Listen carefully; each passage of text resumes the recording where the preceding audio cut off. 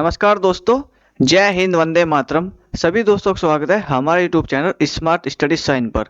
दोस्तों, आज इस वीडियो में हम बात करेंगे, हमने आरआरबी ग्रुप डी 2025 के लिए रेलवे में अब तक आरआरबी ग्रुप डी हो, एनटीपीसी हो या अदर एग्जाम हो रेलवे का, उनमें जितने भी प्रीवियस ईयर क्वेश्चन है हमने सीरीज चला रखे हैं, railway previous year question series.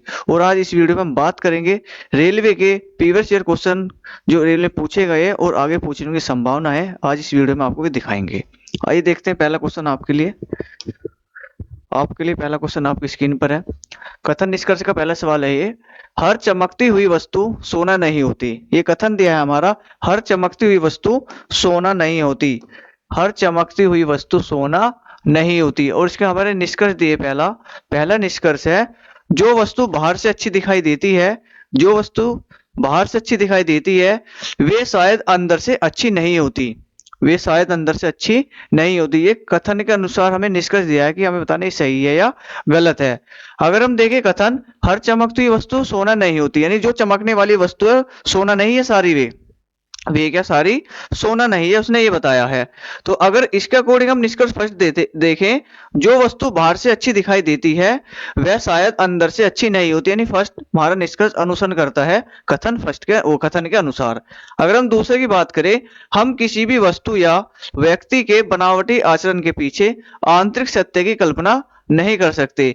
हम किसी भी वस्तु या व्यक्ति के बनावटी आचरण है, जिसका बनावटी आचरण है, बनावटी आचरण के पीछे आंतरिक सत्य की कल्पना नहीं कर सकते। उसकी जो आंतरिक सत्य है उसकी हम कल्पना नहीं कर सकते। ये भी क्या 100% बात है।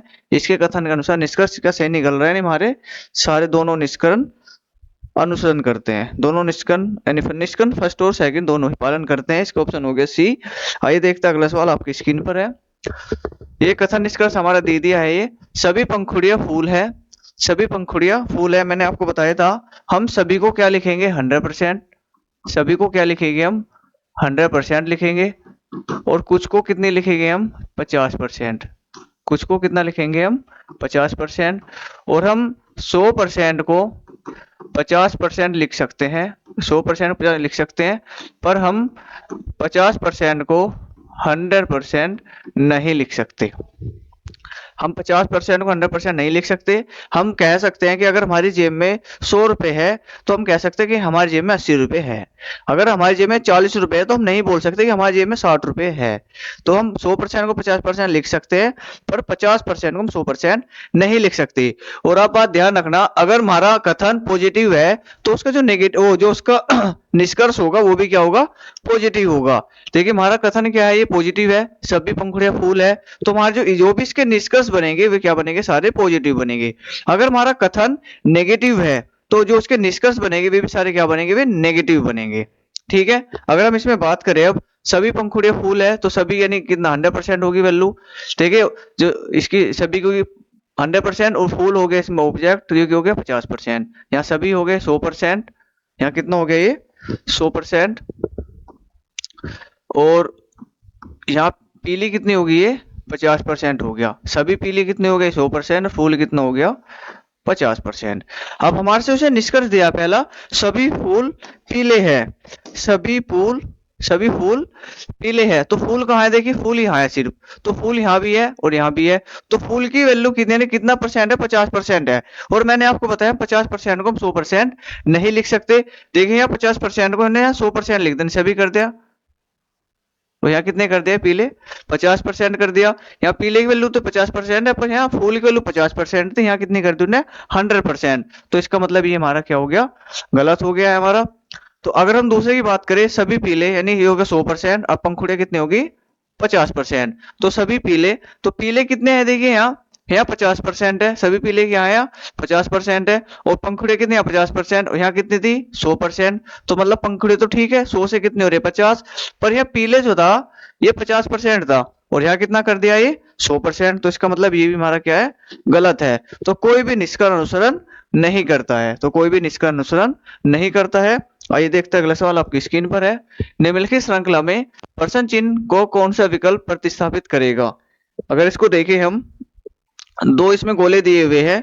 अगर पहले इसकी बात करें, अब इसमें दो गोले दिए हुए हैं और छोटे गोले के अंदर हमने ट्रायंगल बनाया, अगले इसमें इसको उल्टा कर दिया, इसको इसमें कर दिया।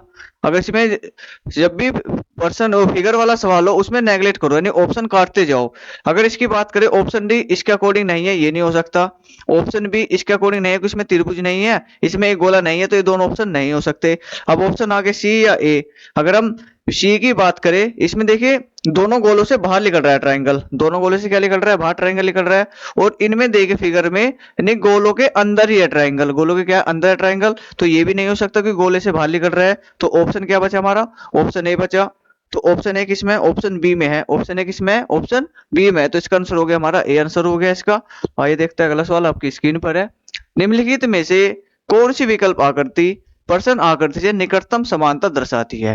देखिए फिगर वाला क्वेश्चन है, इसमें फिगर वाले क्वेश्चन में आप ऑप्शन को काटते जाओ, जो उसके आंसर है उन्हें काटते जाओ। तो अगर हम ध्यान से देखें, इसमें कितने फिगर से मिलके बन रहा है ये, अगर इसको देखें हम, तीन फिगर मान लो, तीन फिगर मान के ये बन रहा है, तीन फिगर से बन रहा है। अब इसमें देखिए हम, इसमें कितनी है ये, इसमें दो बन रही है, कितनी बन रही है, दो, तो ये वाला हमारा ऑप्शन नहीं हो सकता, ये भी नहीं हो सकता, इसमें दो बन रही है, ये भी नहीं हो सकता क्योंकि इसमें दो फिगर से बन रहा है। हमें तीन से सिर्फ ये वाला नजर आ रहा है, ऑप्शन बी। तो ऑप्शन बी किसमें, ऑप्शन ए में है, तो ऑप्शन इसका आंसर हो गया हमारा।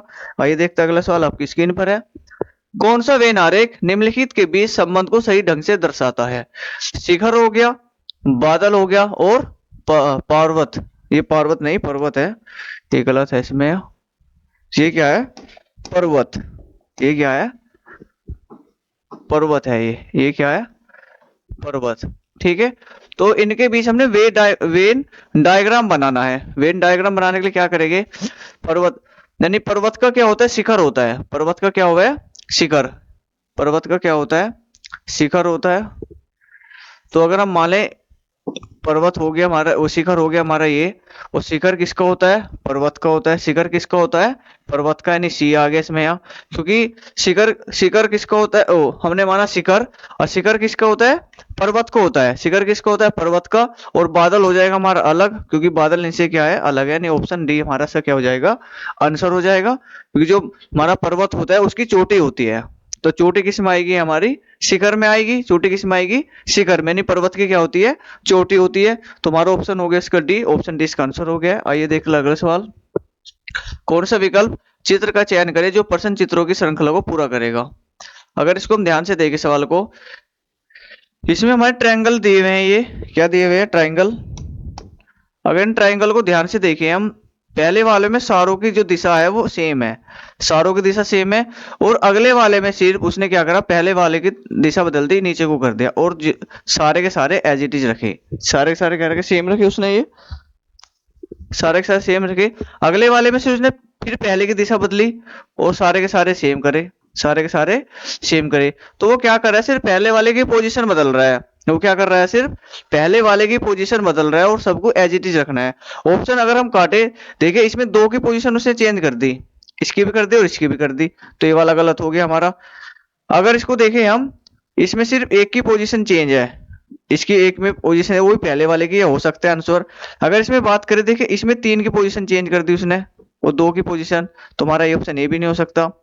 अगर इसमें बात करें हम, इसमें बात करें तो ये पोजीशन वही दे रखी है जो तीसरे वाले की थी, तुम्हारा ऑप्शन ये भी कट गया। तो ऑप्शन कौन सा बचा हमारा, ऑप्शन ये बचा हमारा, यानी A B C D, A B C D. तो ऑप्शन कितना हो जाएगा हमारा, सी हो जाएगा, नहीं ऑप्शन डी में है, ऑप्शन सी इसका आंसर हो जाएगा, नहीं ऑप्शन डी में है जो।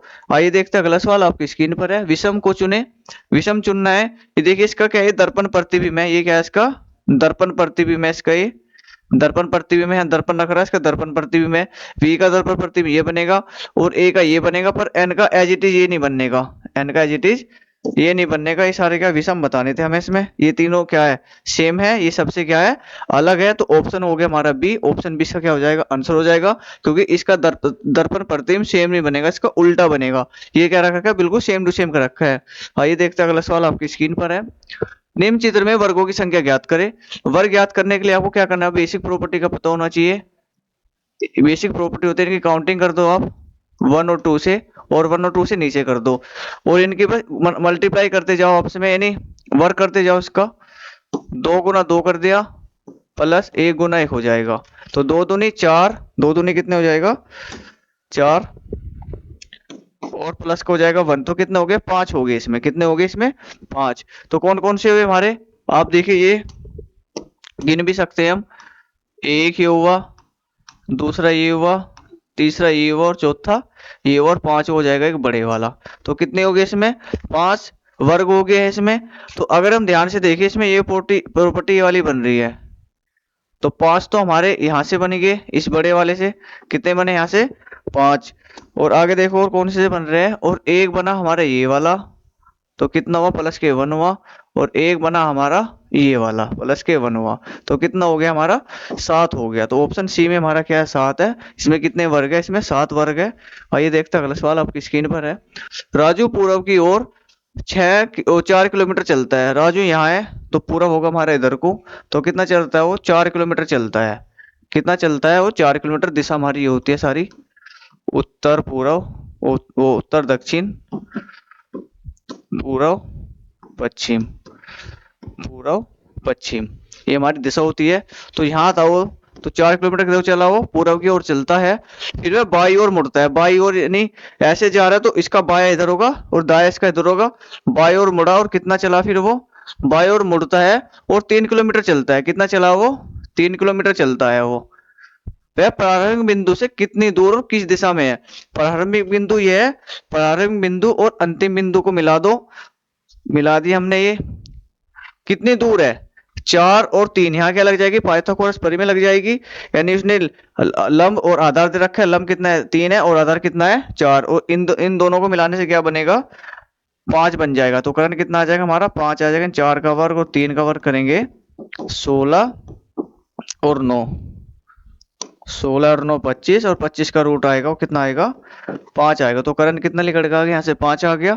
अब हमें दिशा भी बतानी है, यानी 5 किलोमीटर तो होगा सब में, क्या 5 5 है। दिशा कौन सी है, प्रारंभिक बिंदु से दिशा देखो कौन सी, यानी यहाँ से बतानी दिशा ये वाली, प्रारंभिक बिंदु ये हो गया। तो ये वाली दिशा कौन सी होती है, उत्तर पूर्व होती है। कौन सी होती है उत्तर पूर्व। उत्तर पूर्व इसमें है, दक्षिण पूर्व नहीं है, उत्तर पश्चिम नहीं है, दक्षिण पश्चिम नहीं है। तो उत्तर पूर्व को हम पूर्वोत्तर भी बोल देते हैं। उत्तर पूर्व क्या बोलते हैं हम पूर्वोत्तर भी बोल देते हैं। इसका ऑप्शन होगा डी। आइए देखते हैं अगला सवाल आपकी स्क्रीन पर है। निम्न चित्र में कितने त्रिभुज हमको ये बताना है। तो इसके लिए क्या करना पड़ेगा, बेसिक प्रॉपर्टी बतानी चाहिए हमें। बेसिक प्रॉपर्टी होती है हमारी ये, अगर काउंटिंग करें हम 1 और 2 से, तो 1 + 2 कर दें कितना हो जाएगा 3। तो जहां भी ये प्रॉपर्टी बन रही हो तो वहां सीधे सीधे 3 त्रिभुज काउंट कर दो। अगर हम ध्यान से देखें ये प्रॉपर्टी यहाँ बन रही है, ये प्रॉपर्टी बने हैं, तो 3 यहाँ से हुए और 3 यहाँ से हुए, तो 3 + के 3, ठीक है। और ये क्या है, एक प्रॉपर्टी और होती है, ये वाली होती है। इन्हें 1 2 3 4 और 4 का कर दो दुगना, तो कितने होते हैं इसमें, इसमें 8 होते हैं। कितने होते हैं इसमें 8, तो 8 बनेंगे इसे यहाँ से, तो 3 + 3 + के 8 ही हो गया है। अब अगर आगे देखें हम, आगे देखें तो कहाँ होगा त्रिभुज, देखिए एक त्रिभुज ये वाला बन रहा है हमारा, और एक ही त्रिभुज हमारा बन रहा है ये वाला, तो 2 इसमें और जोड़ दो, 2 हमने उसमें और जोड़ दिए। इसमें और त्रिभुज भी बन रहे हैं, कौन से होते हैं, अगर इसको हम ध्यान से देखें, अब हम इसको हम ध्यान से देखें, इसमें एक त्रिभुज हमारा ये वाला बन रहा है, यहाँ से ये बन रहा है, और एक ही बनेगा फिर हमारा ये वाला, तो 2 इसमें और जोड़ दो, ठीक है। इधर से कितने हो गए 3 और 3 6, 6 8 14, 14 16, 16 2 18, 18 तो हो गए हमारे इधर से।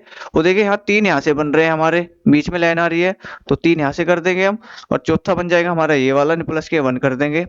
उसके बाद 3 हमारे यहाँ से बन रहे हैं और एक ये बनेगा हमारा, तो प्लस के 3 और प्लस के 1। क्या इसमें और कोई त्रिभुज बन रहा है, इन्हें जोड़ो, 3 और 3 6 8 14, 14 16, 2 18, 3 21, 1 22 और 3 25 और 1 26। इसमें कितने त्रिभुज है 26 त्रिभुज है। इसमें कितने त्रिभुज है 26, यानी ऑप्शन सी, ऑप्शन सी हमारा क्या हो जाएगा, इसका आंसर हो जाएगा, आंसर हो जाएगा ऑप्शन सी हमारा। ये हमने आपको रीजनिंग के प्रीवियस ईयर क्वेश्चन कराए हैं, जो आरआरबी ग्रुप डी 2025 के लिए बहुत ही महत्वपूर्ण साबित होंगे, क्योंकि रेलवे में रिपीट क्वेश्चन बहुत ज्यादा आते हैं। अगर आप इनको करते हो और आगे देखते हो कि हम आगे क्वेश्चन कर पा रहे हैं नहीं कर पा रहे हैं, तो इनसे आपको बहुत ही बेनिफिट होगा। अगर वीडियो अच्छी लगी हो तो लाइक करें, चैनल को सब्सक्राइब करें। जय हिंद, जय भारत।